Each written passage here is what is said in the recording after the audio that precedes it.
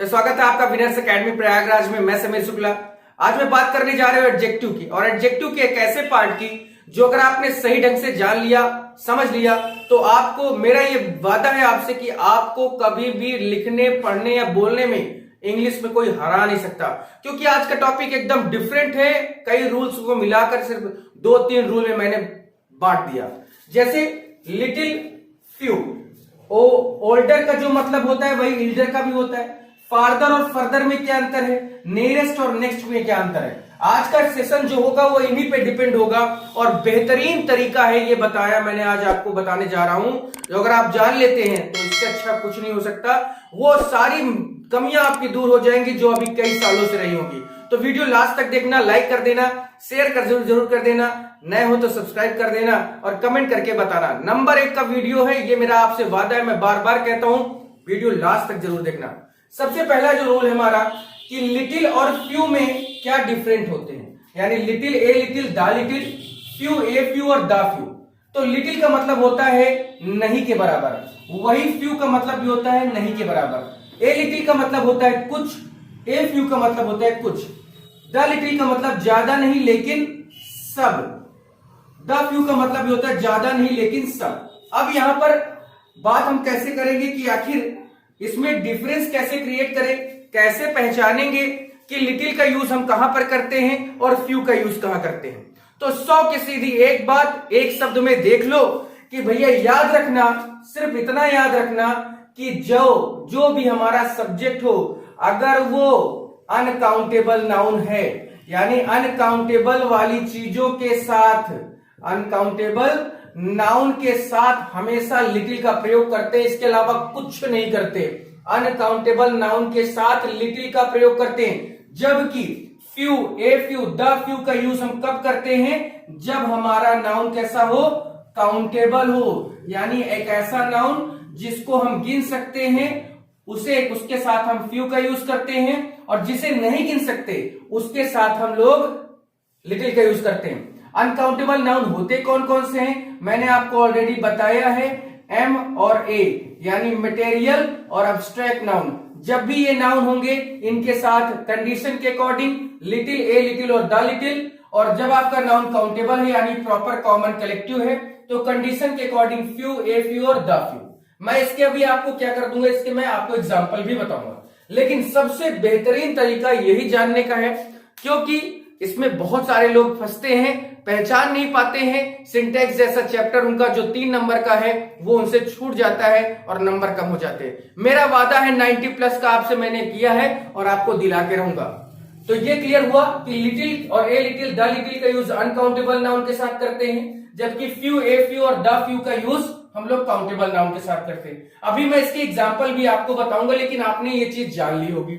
हम लोग का सेकेंड रूल आता है कि भैया ओल्डर मतलब भी बड़ा होता है और एल्डर मतलब भी बड़ा होता है, लेकिन दोनों में डिफरेंट क्या होता है। जैसे मैं अपने दोस्त से बड़ा हूं, मैं अपने भाई से बड़ा हूं, तो कैसे पता चलेगा कि यहां ओल्डर का यूज करना है, यहां पर एल्डर का यूज करना। सिर्फ एक शब्द, चुटकी मात्र बजाओ, बस हो गया। ओल्डर का यूज जो होता है वो आपको समझना है कि बिना रक्त संबंध, यानी विदाउट ब्लड रिलेशन। ऐसे लिख सकते हैं हम लोग कि विदाउट ब्लड रिलेशन वाले लोगों के साथ बड़े होने के सेंस में ओल्डर का प्रयोग करते हैं, जबकि ब्लड रिलेशन वाले लोगों के साथ हम लोग एल्डर का प्रयोग करते हैं। इसके अलावा कुछ नहीं जाए यार, ना आपको याद रखना है ना जानना है। सिर्फ क्या, ओल्डर का यूज, जैसे मैं अपने दोस्त से बड़ा हूं तो आई am older than my friend, ना कि एल्डर का प्रयोग, क्योंकि दोस्त मेरा सगा नहीं है, ना तो मेरा खून है, ना तो मेरे एक ही परिवार का है, ना तो मेरे भाई है सगा। यानी एक ही माता पिता से जो संबंधित होंगे वो ब्लड रिलेशन में आते हैं। और जो बिना दोस्त, गांव समाज के लोग, जैसे कोई कह दे कि अरे मेरा लड़का फलाने के लड़के से बड़ा है, तो फलाने के लड़के से बड़ा है तो ओल्डर का यूज, लेकिन मेरा लड़का मेरे छोटे वाले लड़के से बड़ा है, या मैं अपने छोटे भाई से क्या हूं, बड़ा हूं। ठीक है, तो जहां पर भाई की बात आएगी, यानी खुद का ब्लड हो, ब्लड रिलेशन हो, रक्त संबंध हो, तो हम एल्डर का यूज करेंगे, और जब बिना रक्त संबंध हो यानी रक्त का संबंध ना हो, केवल गांव समाज वाली बात हो, तो ओल्डर का प्रयोग करेंगे। और एक सबसे बड़ी ट्रिक इसकी जान लो कि भैया ओल्डर के साथ हम लोग हमेशा देन का प्रयोग करते हैं। किसका प्रयोग करते हैं कंपैरिजन करने के लिए? ओल्डर के साथ हम लोग देन का प्रयोग करते हैं, जबकि एल्डर के साथ भैया टू का प्रयोग करते हैं। बात समझ में आई? ओल्डर के साथ हम देन का प्रयोग करते हैं, जैसे I am older than my friend, कोई दिक्कत नहीं। लेकिन I am elder than my brother नहीं, I am elder to my brother होता है। सौ की सीधी बात, 5 मिनट में देख लीजिए कि सारी चीजें क्लियर हो गई। अगला वर्ड है फार्दर। फार्दर का यूज कहां होता है और फर्दर का यूज? तो फार्दर का यूज हमेशा भैया दूरी यानी डिस्टेंस दिखाने के लिए किया जाता है, जबकि फर्दर का जो यूज होता है वो हमेशा आगे के अर्थ के लिए होता है। आगे यानी आगे या और कुछ के अर्थ में होता है, आगे या और कुछ। जैसे डिस्टेंस का क्या है कि अगर मैं डिस्टेंस की बात करूं तो मैंने कहा Mumbai is farther than Jhansi, या Mumbai is farther from Mathura than Jhansi, यानी मुंबई मथुरा की अपेक्षा झांसी से ज्यादा दूर है। तो मैंने ज्यादा दूर का जब सेंस होगा, मैं यहां पर लिखे दे रहा हूं कि ज्यादा दूर का सेंस देने पर हम लोग फार्दर का प्रयोग करते हैं। और फार्दर किस शब्द से बना है? तो फार शब्द से बना है, क्योंकि फार मतलब क्या होता है? दूर होता है। फार एंड वाइड, दूर दूर तक, सुना होगा आपने। और फर्दर का जो यूज होता है आगे या और कुछ के सेंस में। जैसे आगे के लिए, जैसे मैंने कहा कि where would you go for further study. Farther नहीं बोल रहा हूं, फर्दर स्टडी, यानी तुम अपने आगे की पढ़ाई के लिए कहां जाओगे? फर्दर स्टडी यानी तुम आगे की अपनी पढ़ाई के लिए कहां जाओगे। तो क्लियर हो गई बात कि जब भी हम लोग दूरी की बात करते हैं तो फार्दर का प्रयोग करते हैं, ना कि फर्दर का। ये जो वर्ड है ना, ये कंफ्यूजिंग वर्ड है, ये अक्सर हमें कंफ्यूज करते हैं। तो हमें कंफ्यूज नहीं होना, इसीलिए मैंने आज का ये जो टॉपिक रखा है, वो जो सेशन रखा है, नंबर 1 का है। शेयर जरूर कर देना अपने दोस्तों के पास कि वो भी जाने कि आखिर little, few, older, Elder, farther, further में क्या अंतर होता है, कहां यूज करते हैं। क्योंकि बहुत सारी दिक्कतें होती हैं, जो एग्जामिनर देता है वो फर्दर कर देगा, जबकि डिस्टेंस के लिए क्या यूज करते हैं? फार्दर का प्रयोग। और आगे के लिए यानी भविष्य की कोई चीज हम प्लानिंग कर रहे हैं तो फर्दर का प्रयोग होता है, ना कि फार्दर का। अगली बात आती है नियरेस्ट। नियरेस्ट का जो यूज होता है वो भी भैया डिस्टेंस के लिए ही होता है, लेकिन नेक्स्ट का जो यूज होता है वो हमेशा ऑर्डर को दिखाने के लिए यानी क्रम को दिखाने के लिए किया जाता है। क्रम को दिखाने के लिए किया जाता है। नियरेस्ट का यूज किसके लिए होता है? दूरी को दिखाने के लिए। नियरेस्ट का यूज किसके लिए होता है? दूरी को दिखाने के लिए। याद रखना, बहुत इंपॉर्टेंट टॉपिक बता रहा हूं मैं। नियरेस्ट का जो यूज होता है वो दूरी के लिए होता है। जैसे मैं आपको बात बता देता हूं कि the nearest bank is 5 miles from here, यानी the nearest bank is 5 kilometre from here. Nearest bank is 5 kilometre, यानी 5 किलोमीटर दूर क्या है? बैंक है। तो नियरेस्ट का यूज डिस्टेंस के लिए हुआ कि नहीं? 5 किलोमीटर आया, जबकि जो नेक्स्ट का यूज होता है वो एकदम अलग है। नेक्स्ट का यूज एकदम अलग है। जैसे नेक्स्ट के लिए बोलते हैं कि my house is next to Lakshmi temple, यानी मेरा घर लक्ष्मी टेम्पल के बगल में है, या उसका अगला घर लक्ष्मी टेम्पल के आगे वाला घर मेरा है। तो नेक्स्ट क्या है? क्रम। क्रम का मतलब 1 2 3 4 5 6, नेक्स्ट और लास्ट क्रम को ही दिखाते हैं, ऑर्डर को दिखाते हैं। जबकि नियरेस्ट का जो यूज होता है वो डिस्टेंस को दिखाता है, दूरी को दिखाता है। तो मुझे नहीं लगता कि अगर आप इसमें भूल सकते हैं। बहुत बेहतरीन तरीका मैंने आज आपको बताया है, सिर्फ शेयर करने की जरूरत है। फिर से बता देता हूं कि little, a little, the little का प्रयोग किसके सेंस में होता है? लिटिल माने नहीं के बराबर, यानी कोई चीज बिल्कुल नहीं। ए लिटिल का यूज कुछ, और मैं इसका सेंटेंस देने जा रहा हूं, परेशान होने की जरूरत नहीं है कि कैसे इसको हमें करना है। तो ओल्डर, फार्दर, नियरेस्ट, लिटिल और फ्यू, इन दोनों सभी में अंतर आपने जान लिया। अब मैं आता हूं, 1 2 इसके यूजेस और हैं, फिर मैं आता हूं आपको इसके एग्जाम्पल बता देता हूं। देखिए सम और एनी का प्रयोग ये भी एक तरह से रूल ही है, ठीक है। सम का प्रयोग भी कुछ के अर्थ में होता है, कुछ या कोई के अर्थ में होता है, जबकि एनी का प्रयोग भी कुछ या कोई के अर्थ में होता है। लेकिन दोनों में डिफरेंस क्या है, यानी इसको हम यूज कहां करेंगे, तो बहुत सीधी और साधारण सी बात है कि जब आपका सेंटेंस अफर्मेटिव में होगा, जब आपका सेंटेंस अफर्मेटिव में होगा तो आप सम का प्रयोग करेंगे, लेकिन जब आपका सेंटेंस निगेटिव में हो या इंट्रोगेटिव में हो तो आप किसका यूज करने जाएंगे, एनी का यूज करेंगे। क्लियर हुई बात। तो सम और एनी में ये डिफरेंस है। अब मैं बात करूंगा इसके सेंटेंस की, यानी जो मैं कुछ सेंटेंस जो मैंने अभी आपको बताए, ये मान के चलिए कि फ्यू एक रूल था, ओल्डर और इल्डर दूसरा रूल था, उसके अलावा नियरेस्ट और नेक्स्ट तीसरा रूल था, और फार्दर फर्दर चौथा रूल था, सम और एनी पांचवा रूल है।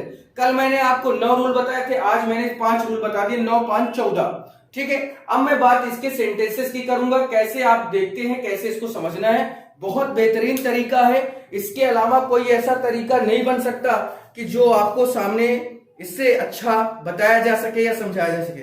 सबसे बढ़िया तरीका यही था, ठीक है। तो आगे बढ़ा जाए। अब मैं बात करूंगा सेंटेंस की, जो मैंने अभी तक बताए हैं उन सेंटेंस को आप देखिए और उसके साथ मेरे साथ काम करें। तो चलिए कुछ सेंटेंस है जो मेरे साथ आपको करने हैं, समझना है, ठीक है। पहला सेंटेंस है कि there is a few water in the glass, there is a few water in the glass. अब आप सबसे पहले यही समझ सकते हैं कि वाटर क्या है, एक अनकाउंटेबल नाउन, और अनकाउंटेबल नाउन के लिए फ्यू का यूज करते हैं या लिटिल का। तो मैंने आपको बताया है कि फ्यू का यूज काउंटेबल के साथ होता है, ना कि अनकाउंटेबल के साथ। तो इस फ्यू की जगह पर क्या होना चाहिए, लिटिल का यूज होना चाहिए था, यानी बोतल में कुछ पानी है। अगर फ्यू वाटर होता तो एक बूंद ना होता, द वाटर होता तो इतना हो जाता कि बस बाहर नहीं आ रहा है। नेक्स्ट है कि there are a little student in the class, students in the class. अब ये बताइए स्टूडेंट्स काउंटेबल है कि अनकाउंटेबल है, यानी काउंटेबल है। तो काउंटेबल के लिए लिटिल का यूज करते हैं या फ्यू का, सीधी सी बात है। तो हमें क्या यूज करना है, फ्यू का यूज करना है, यानी कुछ लड़के हैं। तो अगला है माई older brother is a doctor. Brother की बात हुई है, मेरा बड़ा भाई डॉक्टर है, तो बड़े भाई के लिए यानी सगा है तो ओल्डर का प्रयोग करेंगे या एल्डर का। तो मेरे तो समझ में आ रहा है कि एल्डर का होना चाहिए। आप भी कमेंट करके जवाब दे सकते हैं। My friend is elder than I, मेरा दोस्त मुझसे बड़ा है। तो भैया दोस्त की बात हो रही है, कोई रक्त संबंध तो है नहीं, तो ओल्डर एल्डर की जगह क्या होना चाहिए था, एल्डर की जगह क्या होगा, ओल्डर का यूज होगा कि नहीं होगा। और ओल्डर के साथ देन लगता है, जबकि एल्डर के साथ टू लगता है। उसके आगे he does not need farther help, उसे आगे कोई हेल्प की जरूरत नहीं है। तो ये बताओ फार्दर होगा या फर्दर होगा, फार्दर होगा या फर्दर होगा। तो भैया उसे फार्दर यानी दूरी की तो बात तो नहीं रही, उसे आगे की कोई आवश्यकता हेल्प की नहीं है, तो फार्दर होगा कि नहीं होगा। ये होता है तरीका सबसे बेहतरीन समझने और पढ़ने का। 1-2 सेंटेंस 3 सेंटेंस इसके और मैं देता हूं, फिर आप समझिए और उसका जवाब आप कमेंट में मुझे देंगे। देखिए 3 सेंटेंस है कि no less than 40 students are killed. अब खुद सोचें, पहली बात तो ये लेस की बात आप समझे कि लेस आया कहां से। तो एक बात याद रखिए, लिटिल पॉजिटिव डिग्री होती है और लेस कंपैरेटिव डिग्री होती है, जबकि लीस्ट जो है वो सुपरलेटिव। तो पॉजिटिव, कंपैरेटिव और सुपरलेटिव। इसी तरह से फ्यू, फीवर और फीवेस्ट होता है, ठीक है। अब बात यहां पर आई कि नो लेस देन 40 पीपल, 40 एक नंबर दिया गया, 40 लोग मारे गए या 40 लोग से कम मारे गए हैं। तो भाई 40 है तो लेस का क्या यूज, यहां पर फीवर आना चाहिए कि नहीं आना चाहिए, क्योंकि आप गिनती गिन सकते हैं। और लेस क्या है, कंपैरेटिव डिग्री का है, और जबकि आपको यूज क्या करना है, फ्यू का कंपैरेटिव डिग्री यानी fever. He did not buy some pen, अभी मैंने बताया कि जब निगेटिव होता है तो सम की जगह क्या यूज होता है, एनी का प्रयोग होता है। निगेटिव के साथ एनी, जबकि अफर्मेटिव के साथ some. A few knowledge is dangerous, knowledge क्या है, एक अनकाउंटेबल नाउन है। नॉलेज एक क्या है, अनकाउंटेबल नाउन है। तो अनकाउंटेबल के साथ ये फ्यू क्या कर रहा है, गलत है ना। और इसीलिए कहा जाता है a little knowledge is dangerous, यानी अधजल गगरी छलकत जाए। ठीक है, आधा अधूरा ज्ञान क्या होता है, हमेशा हानिकारक होता है, हमेशा कष्ट ही देता है। बाकी आज का वीडियो मैं इतने पे रखता हूं, बहुत ज्यादा टेंशन नहीं लेने की जरूरत है। नंबर 1 का वीडियो मैंने आज कोशिश की बनाने की, आपको प्रोवाइड करने की, और आप उसको देखें, अच्छा लगा मुझे। सबसे बेहतरीन बात यही थी कि आप प्लीज इसको शेयर जरूर कर दीजिएगा। चैनल पर नए हैं तो सब्सक्राइब भी कर दें, और 7 बजे की क्लास होती है वो आपको मिल जाएगी। कमेंट करके बताना कि कैसा रहा आज का सेशन, अच्छा था या नहीं अच्छा था। इसका एक पार्ट मैं अभी और बनाऊंगा, जब शॉर्ट वीडियो, और उसके 1-2 रूल भी बताऊंगा।